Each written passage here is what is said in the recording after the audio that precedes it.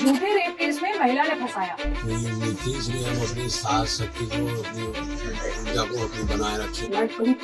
अब झूठा दहेज फरोशी का केस डाला। हमारा कहना यह है कि दहेज के मुकदमे 99% फर्जी है। Provision of 498A has been grossly abused and misused. My career, my job, even everything I've lost. नमस्कार दोस्तों, अगर इंडिया के अंदर जनरल न्यूटन नियम लागू होने चाहिए तो ये वीडियो आप सब लोगों को पूरा देखना है और जितना हो सके अपने फ्रेंड लोगों के साथ ये वीडियो आराम से शेयर करना है। सब लोगों को ये सवाल एक बार जरूर पूछना है, अगर छोरी थोड़ों से कम नहीं है तो डोमेस्टिक वायलेंस और रेप केस के मामले में वो भी आरोपी क्यों नहीं हो सकती? अगर दहेज लेना गलत बात है तो उस पर झूठा केस करना और एलिमनी डिमांड करना ये कहाँ की सही बात हुई?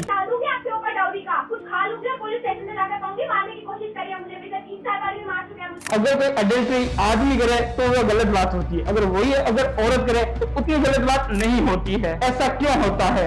शेयर करो और पूछो। अगर लड़का गलत होता है तो उसको सूली पर चढ़ा दिया जाता है, लेकिन जब लड़की झूठ आरोप फाइल करती है तब उस लड़की को क्यों गलत नहीं माना जाता, ना ही उस पर कोई केस किया जाता है। सेटमैक्स के ऊपर एक मूवी आई थी सूर्यवंशम, जिसमें पति बस चलाकर अपनी ही पत्नी को कलेक्टर बनाता है, फिर पत्नी भी उसको सपोर्ट करती है, फिर दोनों कोठी बंगले वाले हो जाते हैं और खुशी खुशी रहने लगते हैं। लेकिन ये सब बातें सिर्फ फिल्मों तक ही सीमित है। रियल लाइफ में ये सब एक सोते हुए सपने की तरह होती है। मार्च 2023 के अंदर एक वीडियो वायरल होता है जिसके अंदर वह साफ साफ ये बात बोलता है कि वह चपरासी की नौकरी करके अपनी ही पत्नी को एसडीएम बनाता है। अब वही पत्नी सीनियर के साथ चक्कर लड़ा रही है। ये सिर्फ एक केस नहीं है, पूरी दुनिया के अंदर बहुत सारे केस इसे मौजूद है। ये आज के समाज की सबसे बड़ी प्रॉब्लम भी बन चुकी है। हर एक दूसरे घर के अंदर मारपीट, उपेड़ना, दहेज प्रथा जैसी सब चीजें सामने आ रही है। प्रॉब्लम ये है कि इनमें कई सारे केस फर्जी और झूठे आरोप लगाए गए हैं। यहाँ तक कि कानून का गलत इस्तेमाल करके आदमियों लोगों को फंसाया भी जा रहा है। उन सबसे पैसे की वसूली की जा रही है, समाज में उनका नाम खराब किया जा रहा है, उन सबकी नौकरियां तक भी चली जा रही है। यहाँ तक कि कुछ केस के अंदर तो उनकी जिंदगियां इतनी खराब हो चुकी है कि उनको मौत भी आसान लगने लगी है। अगर आपने इंडिया के अंदर शादी की है तो आप पर इंडिया के अनुसार नियम फॉलो होंगे। सीआरपीएफ 125, सेक्शन 498A और डॉ एक्ट, ये सभी नियम आप पर लागू होंगे। यदि ये नियम एक बार किसी पर लागू हो जाता है तो पत्नी का तो कुछ नहीं होता, परंतु पति की हालत खराब हो जाती है। अगर पत्नी चाहे तो उसके दोस्त, माता पिता, भाई बहन, उसके दामाद, वह सबकी जिंदगी बर्बाद कर सकती है। पुलिस भी इस केस के अंदर उसे किसी भी जांच पड़ताल किए बगैर उनको सीधा जेल के अंदर डालती है। इस वजह से मोहल्ले में उनकी थू-थू हो जाती है, उन्हें समाज से निकाल दिया जाता है, उनको गलत गलत नामों से पुकारते हैं, यहाँ तक कि उनके बच्चों को भी चिढ़ाते हैं। कुछ नहीं बचता, इन सब का जीवन बर्बाद होने के कगार पर खड़ा होता है। पहला आरोप है दहेज देना, डॉ पब्लिक 1961, जिसमें दहेज को लेकर मारपीट के आरोप लगते हैं। जैसे ही मारपीट होती है तो सेक्शन 498A आईपीसी लग जाता है। इस एक्ट के अंदर पति और ससुर ने मारपीट की और जिसका चाहे उसका नाम डला सकते हैं। इसके बाद सेक्शन 376 लगता है, जिसे अंडर टू रेप कहते हैं, जिसमें ससुर के ऊपर रेप करने की कोशिश का आरोप लगता है और सेक्शन 377 के तहत अननेचुरल सेक्स भी दिखाया जाता है। ये सारे आरोप लगने के बाद चाहे कितना भी बड़ा तुरंत खाओ, उसे किसी भी प्रकार की बेल नहीं मिल सकी। यहाँ तक कि 2 साल की बच्ची के ऊपर भी 498 भी लगा दिया जाता है। Adults by her stepmother in a complaint written to the police. UP के अंदर एक केस हुआ जहाँ एक पत्नी ने अपने ही पति को चैन से बांध कर रखा था। 3 दिन तक उसको खाना नहीं दिया। पति ने उस पति को खूब मारा था। जब चीखों की आवाज लोगों ने सुनाई दी तब जाकर पुलिस बुलाई और उस पति को बचाया गया। आजकल कई सारी लड़कियां इन नियमों का काफी गलत फायदा उठाती है, लड़कों को परेशान करने के लिए।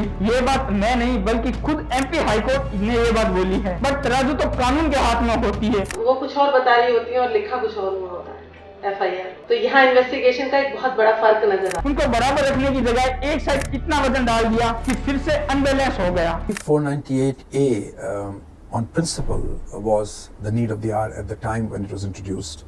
I still believe that we need to have a provision like that to ensure that women are not subjected to cruelty on account of dowry.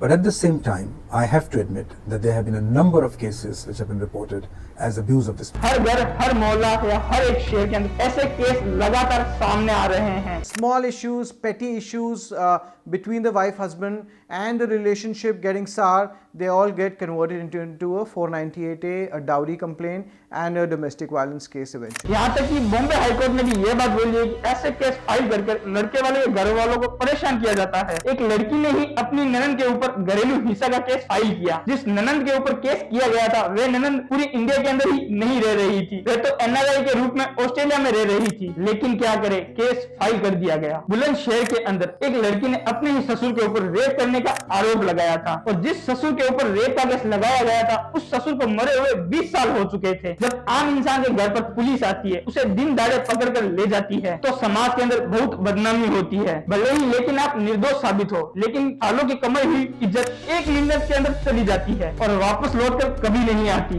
लड़के को तो पकड़ा ही जाता है परंतु उसके माता पिता को भी उसके साथ जेल के अंदर घसीटा जाता है। अगर आप सब लोग डाटा देखेंगे तो शादीशुदा मर्द की आत्महत्या शादीशुदा औरत से 2 गुना ज्यादा है और ये ट्रेंड लगातार बढ़ता ही जा रहा है। लेकिन कोई मर्द का दर्द सुने तब ना। अगर इंडिया के अंदर लड़का लड़की के लिए समान नियम लागू होने चाहिए तो इस वीडियो को ज्यादा से ज्यादा शेयर कीजिए। और आप सब लोगों से यही बात बोलना चाहता हूँ कि मैंने YouTube पे बहुत सारी वीडियो बना दी है जिसमें से कोई भी वीडियो वायरल नहीं हो पाई है। क्या आप सब लोगों को मेरा कंटेंट पसंद नहीं आया? अगर नहीं आया तो मैं अपना कंटेंट चेंज करता हूँ और इसी तरीके से अपना प्यार बनाए रखे।